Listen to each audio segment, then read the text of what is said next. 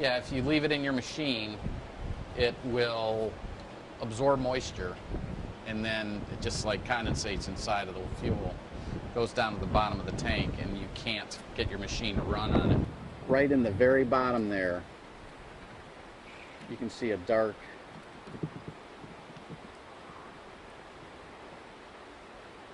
it'd be at the lower portion.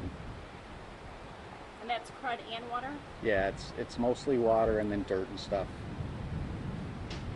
A lot of times when you open the gas can and the wind's blowing, the dust gets in there. I would say probably the best example of how important it is would be when you're dealing with like a generator. So if the power goes out and you have a whole house generator, you got to totally change the way you do your things nowadays. My best recommendation is to make sure that your generator is empty and run dry of all fuel for storage. Then have a supply of fuel handy so that when the power goes out you can put it in. That supply of fuel should be rotated out on a monthly basis. Basically take the fuel, put it in your car, drive the car to the gas station, fill the 5-gallon can up for your generator, and then have it sitting there for next time. If you spend large dollars on something, it can turn into a major repair relatively quick, and absolutely none of the manufacturers cover fuel-related problems. If you consider they cover manufacturers' defects in workmanship, if you're introducing the fuel, it's not the manufacturer's problem. It'll be the fact that the fuel spoiled it, and unfortunately there's nothing that somebody in our position can do to help in a case like that. We can't offer the warranty.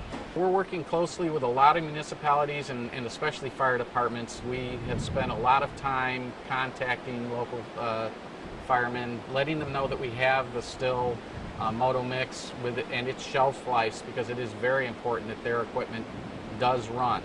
Now they always have been in the habit of draining their equipment anyhow for the safety aspect of not having fuel in it when they're transporting it. But the fact that the fuel has been causing a lot of problems with their equipment, they're very interested in whatever else might be out there at this time. There are some alternatives that we're looking into with regular fuels, not mixed with oil. I'm not sure where we're going to go with it, but there are companies that are out producing non-alcohol fuels for use in small equipment that we will probably be looking into selling. So like you would come, it would be like a gas pump here or something? It would be in a container that you could take home with you, and I believe it's going to be in 5-gallon and 1-gallon and quart sizes, and I'm not sure the pricing yet, but cheaper than this? It will be similar. It will be fairly expensive, most likely. And what's the timeline on that? Probably within the next month or two we'll have it available for our customers.